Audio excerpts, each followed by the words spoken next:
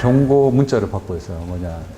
제가 이제 이런 언론 인터뷰를 통해서 우리 회사 노조 구조가 비민주적이라 본인들의 이제 그 정체성을 어용이라고 얘기한 것은 명예훼손이기 때문에 저를 지금 강제 탈퇴시키겠다.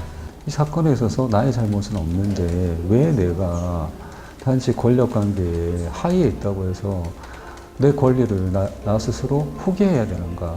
피해자가 그 피해를 당당하게 드러낼 수 없는 구조잖아요. 불이익으로 모든 걸 잃게 되는 거죠.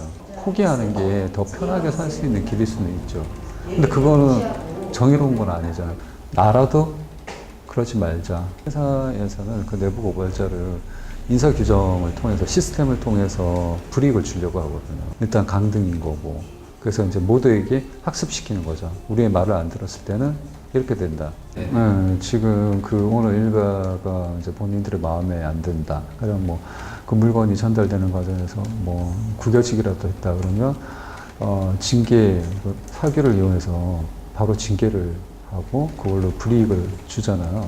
그게 무서우니까 오히려 이제 다른 승객한테 가야 될 시간과 서비스 시간과 노력을 그 물건을 잘 간수하는 데만 쏟게 됐잖아요. 그럼 이미 이제 승객의 안전이 도외시 되고 있는 것이고, 가령 땅콩 해양 때도 마찬가지잖아요.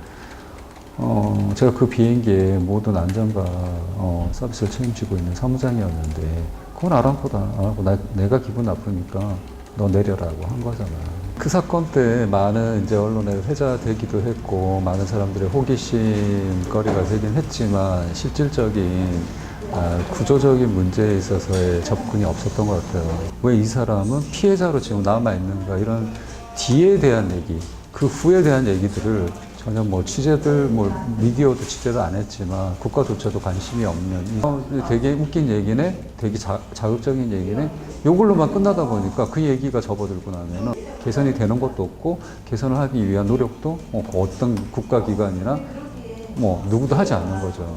조혜라 씨하고 조현민 씨 또 조 씨 일가들이 주로 해외 명품을 구입해서 왔던 데가 뉴욕이나 LA였잖아요. 그러면 민간 항공사가 어떻게 해서 그 공항 내에서 그런 월권 행위를 누리고 있었는지, 그게 만약에 검증되지 않은 엑스레이조차도 통과하지 않은 물건이다 그러면 거기 그게 폭발물인지 위험물인지 어떻게 알겠냐 이거죠. 사사로운 물건이었지만 저희 같은 경우에도 뭐 가스 제품이라든지 이런 거 절대 비행기에 개인 휴대도 못하게 하는데, 만약에 그들 일가가 생활용품이라고 해서 미국에서 그런 류의 물건을 자연사적으로 반입했다.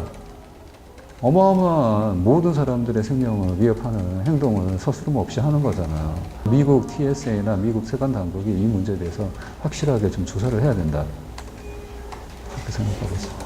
이번에도 똑같이 이 내부적인 구조의 문제라든지 본질적인 문제에 접근을 못하고 이게 호기심거리로만 막장 드라마 같은 얘기로만 끝나버리면, 지금 뭐 많은 언론들이 집중하고 있는 건 저들이 어떤 벌을 받을까에 집중돼 있는데, 법이라는 거는 권력자들에게 있어서는 쉽게 또 회피할 수 있는 수단이잖아요. 좋은 변호사 사면 벗어날 수 있는 것이고, 우리 사회 전체에 있는 재벌 구조에 좀 변화의 시초가 됐으면 좋겠다.